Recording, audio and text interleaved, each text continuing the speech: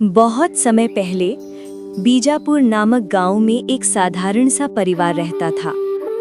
पति का नाम था रामलाल और उसकी पत्नी का नाम था सुरजा। गांव छोटा था मगर प्रकृति की गोद में बसा हुआ। चारों ओर हरे भरे खेत, तालाब और दूर दूर तक फैले जंगल। रामलाल, रोज तो तुम मवेशियों के पीछे पीछे निकल जाते हो, कभी अपने लिए भी सोचा करो। दिन रात बस यही मेहनत। सुरजा, हमारा जीवन ही ऐसा है। हम मेहनत करेंगे तो ही घर परिवार चलेगा। भगवान जो देगा उसी में संतोष मानना चाहिए। गांव में लोग रामलाल को बहुत भोला भाला मानते थे।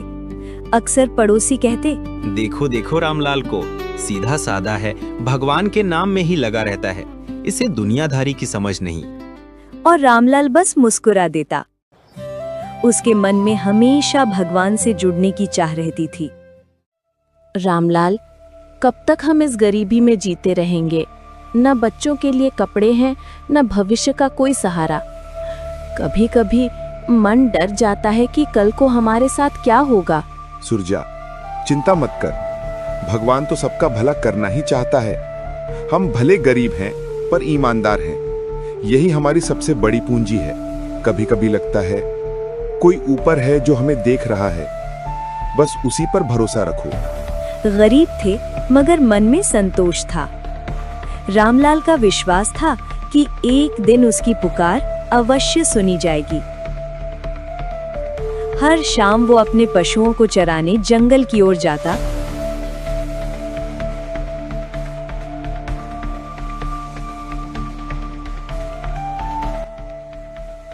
और वहीं एक पुराने पीपल के पेड़ के नीचे बैठकर कृष्ण जी की मूर्ति के सामने भगवान से बातें करता।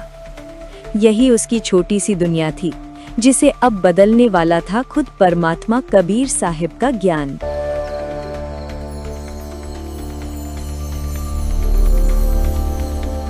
हर दिन की तरह आज भी रामलाल भोर होते ही उठ गया। उसने अपने पशुओं को खोला। सुरजा ने जल्दी जल्दी उसका झोला तैयार किया। रामलाल, इसमें रोटियां और दाल रख दी हैं, और ये मक्खन भी साथ ले जाओ। वहाँ पहाड़ों पर कोई साधु संत मिले तो उन्हें दे देना, पुण्य मिलेगा। हाँ सुरजा, ऐसा ही करूंगा। सच कहूं तो इस मक्खन से ज्यादा मुझे उस पीपल के पेड़ के नीचे बैठकर शांति मिलती है। वहां बैठकर मन को लगता है कि भगवान मेरी बातें सुन रहे हैं। रामलाल के लिए ये रास्ता कोई साधारण रास्ता नहीं था। हर कदम उसके लिए जैसे एक तपस्या थी। उसकी आंखें दूर पहाड़ की चोटी और उस पुराने पीपल के पेड़ की ओर लगी रहती थी। वहीं उसका मन चैन पाता था। हे परमात्मा, तुम तो सबके दिल की जानते हो। मैं कुछ मांगने नहीं आया, बस इतना चाहता हूं कि तुम मेरे साथ रहो। मेरी पत्नी, मेरा परिवार, मेरे गांव के लोग, सबका भला करना। कभी कभी मन सोचता है सच में कोई सुनता भी है या नहीं। फिर दिल कहता है हाँ, कोई तो है जो हमारे आंसू देखता है। लेकिन उस दिन कुछ अलग हुआ। पीपल की पत्तियों से जैसे कोई आवाज गूंजी। रामलाल को लगा मानो कोई उसकी प्रार्थना का उत्तर दे रहा हो। रामलाल, सच्चा भगवान तो किसी मूर्ति या चढ़ावे से प्रसन्न नहीं होता। भक्ति करनी है तो नाम जप करो, सद्गुरु से जुड़ो। कौन बोल रहा है? कौन है वहां? क्या सच में मेरी प्रार्थना सुनी गई? शायद यह मेरी कल्पना हो, या फिर भगवान सच में बोल रहे थे। अगर यह सच है तो कल फिर आकर देखूंगा। आज तो बस मैं यही सोचूंगा कि मेरी प्रार्थना बेकार नहीं जाती। उस दिन वो और दिनों से ज्यादा देर तक पीपल के पेड़ के नीचे बैठा रहा। उसका दिल जैसे किसी रहस्य की ओर खींच रहा था। उसे पता नहीं था कि यही साधारण सा पेड़ जल्द ही उसे उस परम सत्य से मिलवाने वाला है, जिसकी खोज में वो बरसों से भटक रहा था।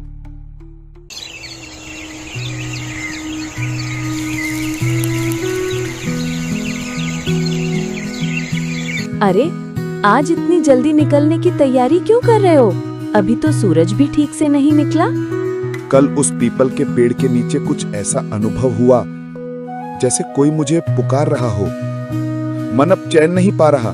आज जल्दी जाकर देखना चाहता हूँ। तुम भी न रामलाल, कहीं सपना तो नहीं देख लिया? नहीं सुरजा, ये सपना नहीं था। मुझे यकीन है वहां कुछ है, कोई तो है जो हमें देख रहा है। इतना कहकर रामलाल घर से जंगल की ओर निकल जाता है। रामलाल जैसे ही पीपल के पेड़ के पास पहुंचता है, वो पेड़ के सामने हाथ जोतकर बैठ जाता है। हे प्रभु, अगर आप सच में हो तो आज मुझे कोई निशानी दिखाइए। तभी अचानक पीछे से आवाज आती है। वो कोई साधारण संत नहीं थे, वो स्वयं थे परमात्मा कबीर साहिब। तभी अचानक स्वयं कबीर परमात्मा अपने साक्षात रूप में प्रकट हुए। रामलाल, डर मत, तुम्हारी पुकार सुन ली गई है। मैं वही कबीर हूं जिसे लोग संत कहते हैं, पर वास्तव में मैं स्वयं परमात्मा हूं जो जीवों को सही मार्ग दिखाने आया है। साहिब, मैं तो एक साधारण मनुष्य हूँ। आप मेरे सामने आए, ये मेरा सौभाग्य है। मैं तो केवल इतना चाहता था कि मेरी आवाज कोई सुने, पर आपने तो दर्शन ही दे दिए। रामलाल, सुनो, भक्ति का मतलब है सच्चे नाम का जाप करना, पर इस कलयुग में लोग अंधविश्वास में फंस गए हैं। कोई मूर्ति पूजता है, कोई नदी में डुबकी लगाता है, कोई जंगल में जाकर तप करता है, पर सत्य तो यह है कि परमात्मा को पाने का एक ही मार्ग है, सद्गुरु से नाम दीक्षा लेकर भक्ति करना। बिना नाम भजन के, बिना सद्गुरु की शरण लिए संसार का कोई प्राणी मुक्त नहीं हो सकता। साहिब, मैंने तो कभी सोचा भी नहीं था कि भगवान इतनी सरल भाषा में हमें राह दिखा सकते हैं। मुझे बताइए, मैं क्या करूं? तुम्हें अभी धैर्य रखना होगा। कल यहां कुछ घटनाएं होंगी, तुम केवल देखना, पर दखल मत देना।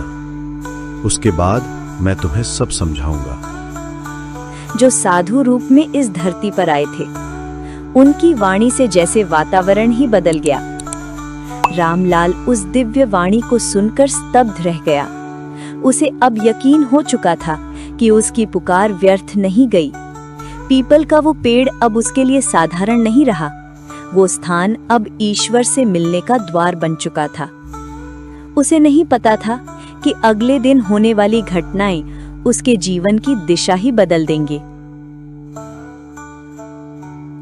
कबीर साहिब ने पहले ही कहा था कि आज कुछ विशेष घटने वाला है। रामलाल पेड़ के पीछे छिपकर बैठ गया, जैसे साहिब ने आदेश दिया था। उसका दिल जोर जोर से धड़क रहा था। वो जानना चाहता था कि आखिर कौन सी परीक्षा उसका इंतजार कर रही है। तभी वहां पर एक धनवान लाला जी आते हैं।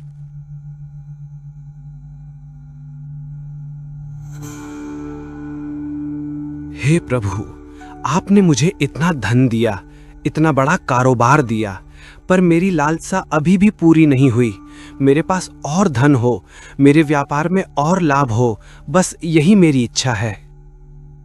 वो भारी थैली मूर्ति के पास रख देता है, फिर ध्यान भटकने से थैली वहीं छोड़कर चला जाता है। अरे, ये तो बड़ी रकम है। इस व्यापारी ने भूल कर दी, पर साहिब ने कहा है कि चुप रहना है। थोड़ी देर बाद एक गरीब किसान आता है।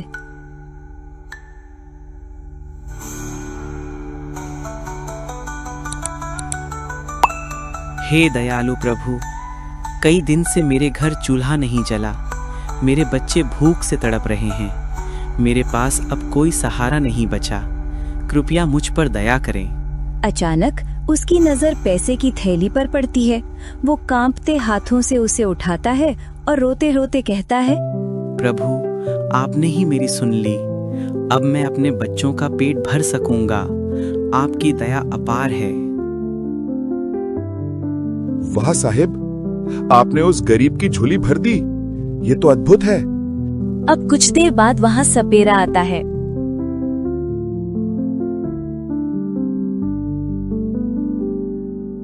हे प्रभु, मैं तो रोज जहरीले सांप पकड़कर लोगों की जान बचाता हूँ, पर हर बार डर लगता है कि कहीं मैं ही डस न लिया जाऊं। अगर मुझे कुछ हो गया तो मेरे परिवार का क्या होगा?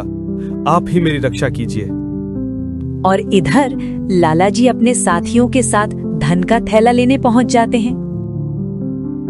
मेरी थैली यहाँ रखी थी, जरूर किसी ने चुराई है, और यहाँ तो सिर्फ यही सपेरा बैठा है, इसी ने मेरी थैली ली होगी।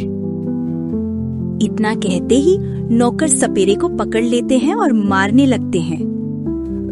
नहीं, मैंने कुछ नहीं लिया। प्रभु की कसम, मैं निर्दोष हूँ, मुझे छोड़ दो। ये सब देखकर पेड़ के पीछे खड़ा रामलाल कांप रहा था। हे साहेब, आपने कहा था चुप रहना, पर निर्दोष को ऐसे पीटते कैसे देखूं? मेरा दिल फट रहा है। अगर मैं बोलूंगा तो आपकी आज्ञा टूटेगी, अगर ना बोलूंगा तो ये बेकसूर मर जाएगा। आंखों में आंसू भरकर वो साहिब की दी हुई शर्त तोड़ देता है और बाहर आ जाता है। रुको, ये सपेरा निर्दोष है, मैंने सब अपनी आंखों से देखा है। ये पैसे उस गरीब ने उठाए थे जो अभी अभी यहाँ से गया है। अगर जल्दी करोगे तो उसे रास्ते में पकड़ सकते हो। व्यापारी तुरंत सपेरे को छोड़कर गरीब से थैली लेने के लिए निकल जाते हैं। भाई, आज अगर तुम न बोलते तो मेरी जान चली जाती। मैं तहे दिल से तुम्हारा आभारी हूँ। रामलाल को लगा कि उसने एक निर्दोष को बचा लिया। उसका मन हल्का हो गया, पर उसे ये नहीं पता था कि उसने जो किया वो आगे चलकर बहुत बड़ी भूल साबित होगी। साहिब की परीक्षा में वो असफल हो चुका था। अब कबीर साहिब स्वयं आकर उसे सच्चाई समझाने वाले थे। क्या हुआ रामलाल, तुम इतने परेशान क्यों हो? सुरजा, आज मैंने साहिब की आज्ञा तोड़ दी। उन्होंने कहा था कि चुप रहना, पर मैं निर्दोष सपेरे को पीटते नहीं देख सका। मैं बोल पड़ा। पता नहीं अब साहिब मुझसे नाराज होंगे या नहीं।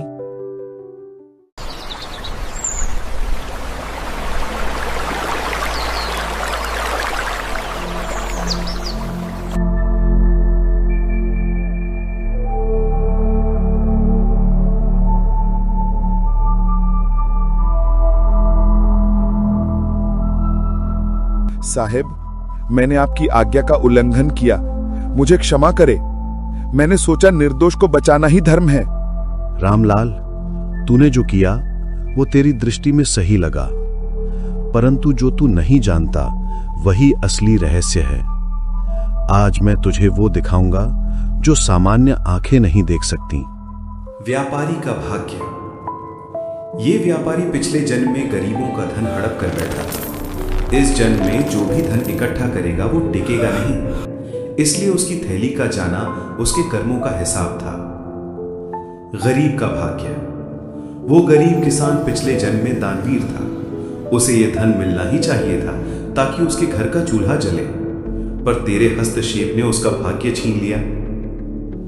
सपेरे का भाग्य। वो सपेरा एक पापी था। पिछले जन्म में उसने कई निर्दोषों को फंसाकर कष्ट दिया था। इस जन्म में उसे अन्याय सहना था, पर तेरा बोलना बीच में आ गया। तूने कर्मों का लेखा जोखा बिगाड़ दिया। साहिब, अब मैं समझ गया। मैंने अपनी बुद्धि पर भरोसा किया और गलती की। अब मैं आपकी शरण में हूं। मुझे नाम दीक्षा दीजिए और सच्चे भजन का मार्ग दिखाइए। रामलाल, इस संसार में जो कुछ घटता है वो सब कर्मों के लेखे के अनुसार होता है।